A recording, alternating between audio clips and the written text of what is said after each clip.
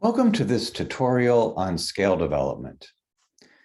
I'm John Elfers, and I'm the director for the Center for Innovation in Teaching and Learning, which is bringing this resource to you. The purpose of this tutorial is to really describe the purpose and value of scales, and in particular, the steps involved in scale development. We'll also go into a little bit about how to describe scales, what makes a good scale, and then some pointers about how to use them in research. I want to be clear, though, that this tutorial is not designed to actually teach you how to design and implement a scale. That's a little more complicated, but this is really an overview of the steps so that you can better appreciate the value and the use of scales.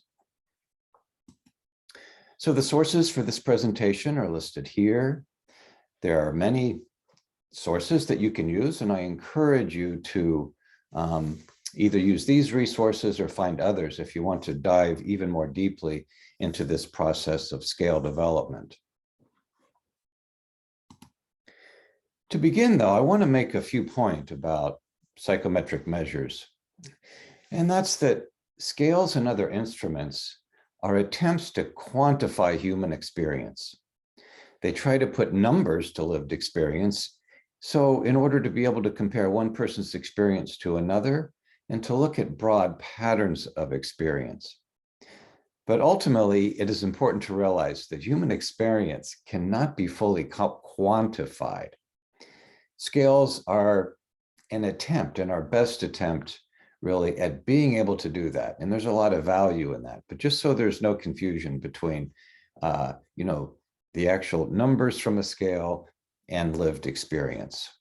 The other point I want to make is that scales depend on self-report.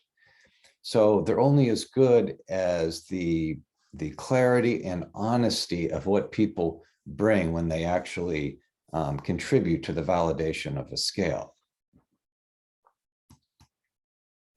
So a few points about language before we begin.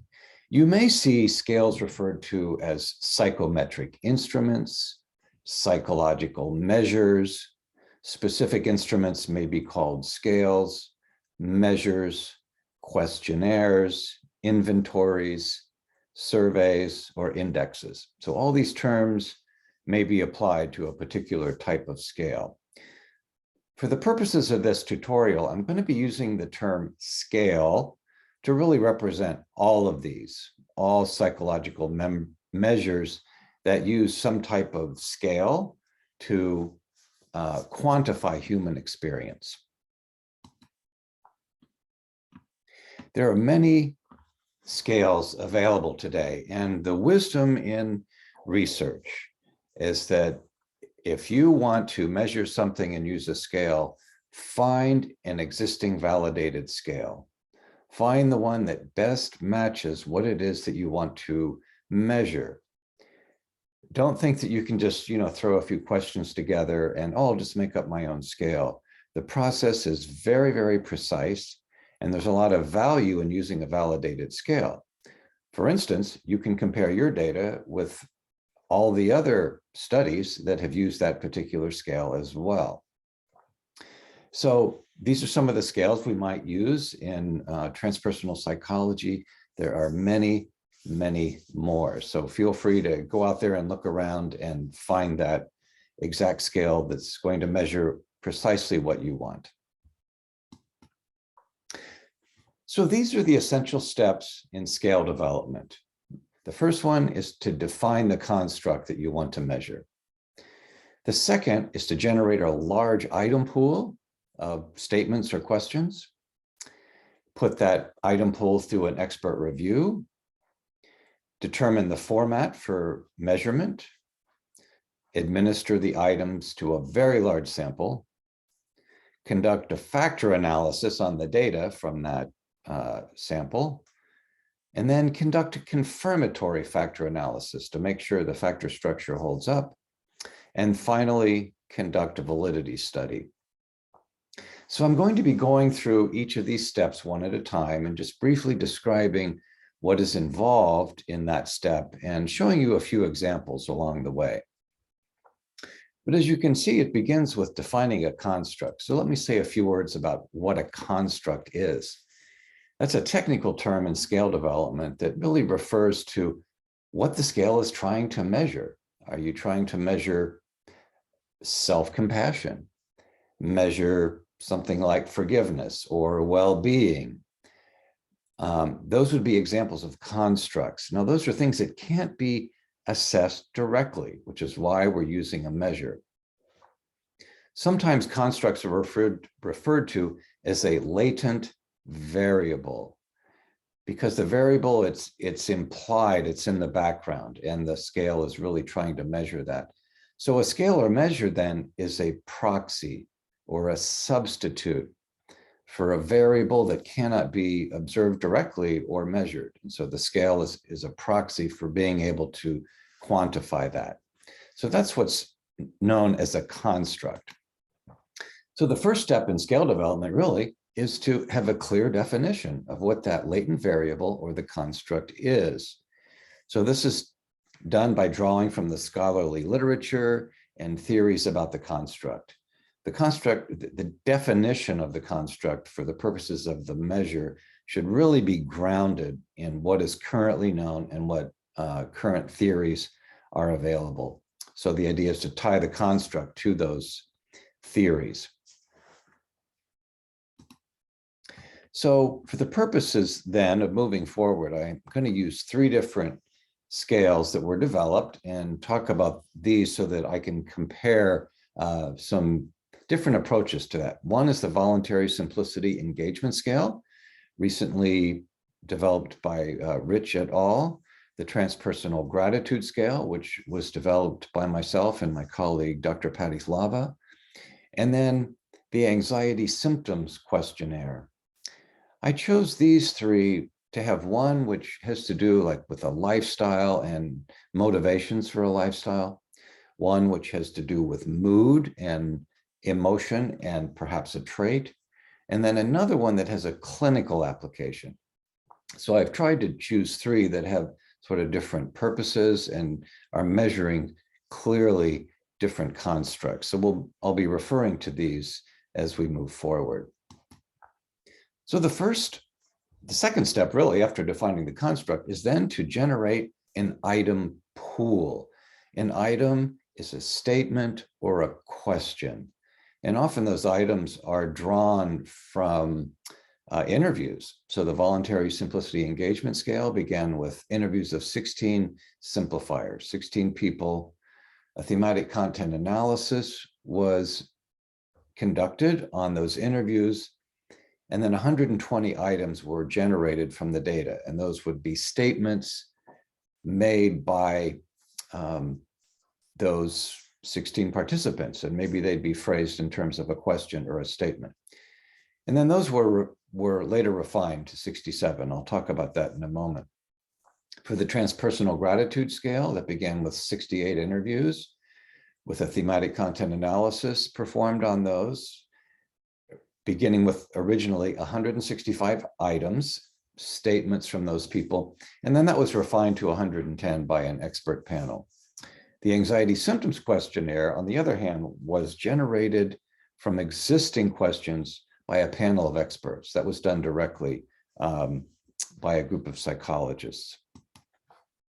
So as I've just implied, once you get this large pool, it can be refined and reduced a little bit by an expert panel. So gathering a group of people to look at the questions, say, you know, these are redundant, these don't really tie into the literature, and then suggesting which ones to remove. So now there's a little smaller item pool. So one was 67, transpersonal gratitude 110. So now that you have that fairly large item pool, the developers then must decide on what kind of measurement format or what the response options will be to those statements. So one option is just yes or no. And I use that as an example because yes or no is not very sensitive. It's, you know, 50% here, 50% there. There's not a lot of nuance and range in there, is there? And so people who want to say, well, it's not quite either one. That's why measurement formats usually range anywhere from about 1 to 4 to 1 to 7, sometimes 1 to 10. These are called Likert scales. And these give you a degree of sensitivity and nuance so that someone can say, well, I just sort of slightly disagree, or I slightly agree. And so that number spread allows there to be a lot more sensitivity. But once you don't want to get too high. Once you get beyond 10, it kind of becomes unwieldy. So generally you will see Likert scales that look very much like this. So then you've got this nice item pool. Then you administer that sample of items to a very large sample. And most theorists that I've looked at say you need at least 300 or more participants in the first round because you have such a large number of questions. So for the voluntary simplicity scale, 423 participants answered those 67, responded to those 67 questions. For the transpersonal gratitude scale, 314 people responded to those 110 items. And then for the anxiety symptoms questionnaire, there were 17 items, and they had a sample of 240 outpatients and then 111 non-clinical controls. And they did that so there would be both a clinical sample and non-clinical sample to use in the analysis. So these are an example. So this step then is just to administer it to a very large sample. Well, getting the data back on all of the responses to these questions then leads to the process of a factor analysis. And a factor analysis is the data reduction technique. It's the practice of condensing all of those items, 67 items, 110 items, into just a few groupings, which are called factors. And that makes it easier to work with. And the factor analysis groups the item based on how they correlate among each other. So it looks at the interdependence that they have and which ones seem to just sort of hang together. And of course, the assumption is that this factor analysis is going to reveal whatever latent variable is there, sort of driving the responses to those questions. I want to give you an example here of the amount of mathematics and statistical analysis involved in taking a large item pool and reducing it down. So this is a data sheet from the first attempt at a factor analysis, and it had 88 items to it. So 88 different questions administered to a very, very large sample, over 300. So here I want to just point out that every item in this original pool that was sent out must be compared to the other 87 items. So item 1 has to be compared to the other 87. Item 2 has to be compared and correlated with the other 87 items. Item 3 to the other 87. You get the idea here. So this is a data sheet with all of those correlations. There's about 24 pages here then of correlations, each item then being correlated with 87 other items. The factor analysis then takes all of those correlations and it looks across all of them and sort of asks the question, which items seem to hang together? Which items seem to correlate and always sort of perform in the same way? And it begins to put them into columns called factors.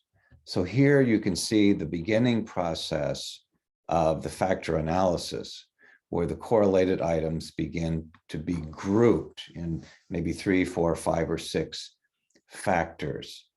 And then once that happens, the developers can remove all the items that don't seem to correlate with any other and remove those and then perform the factor analysis again.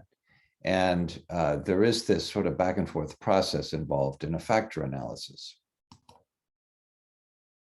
As part of this development of the factor structure, this back and forth process, the focus is on the items of the scale that explain the most variance, that really seem to be revealing what the latent variable is. So the developers, they remove the items that don't load on those factors or correlate, and they run the data again, remove those.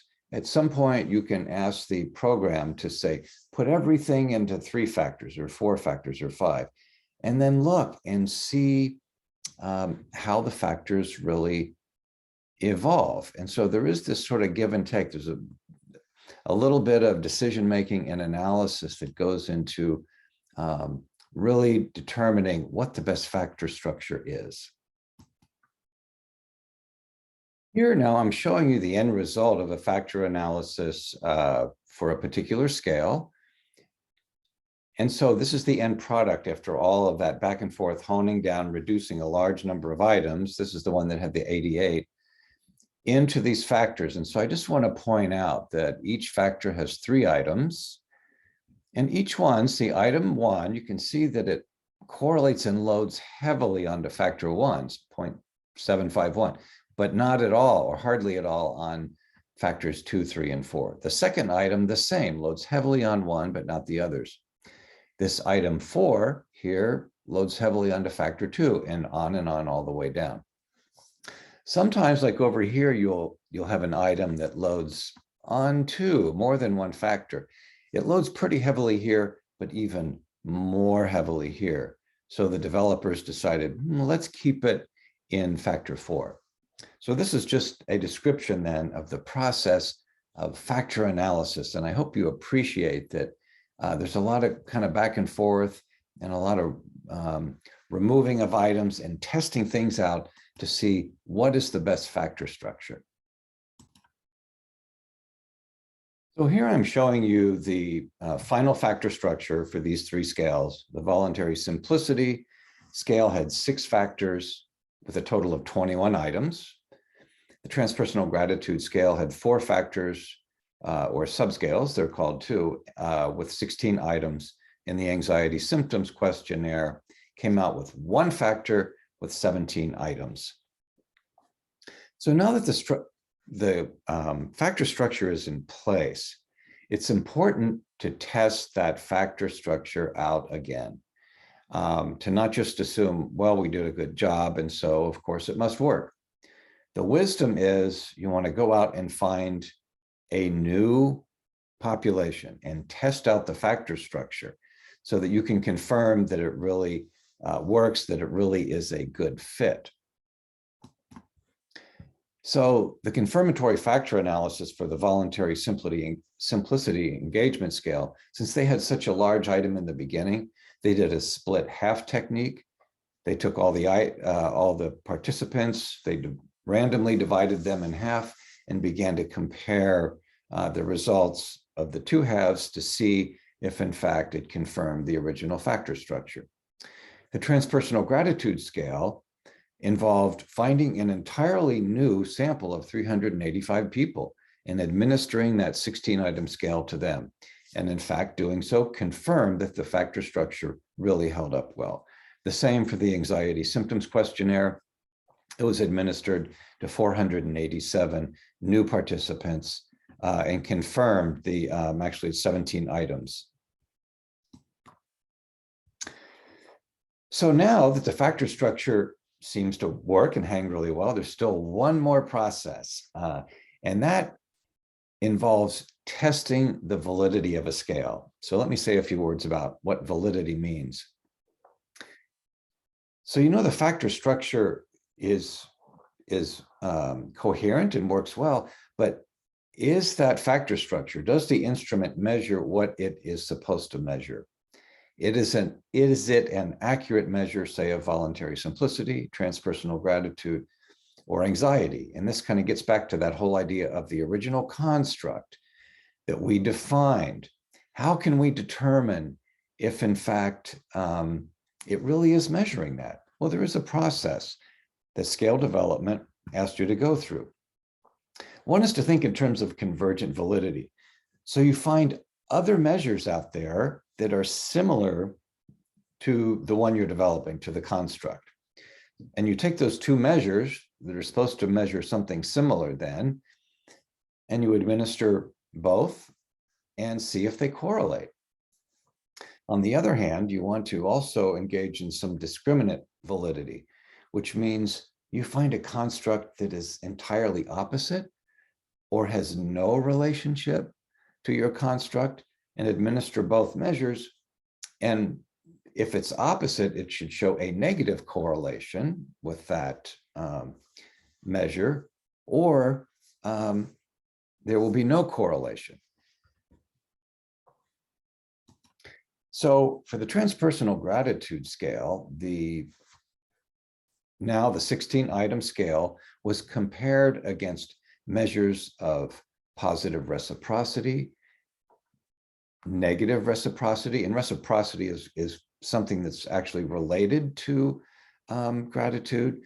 It was compared with a 6-item, a very brief 6-item scale of gratitude called the GQ6, measuring grateful disposition.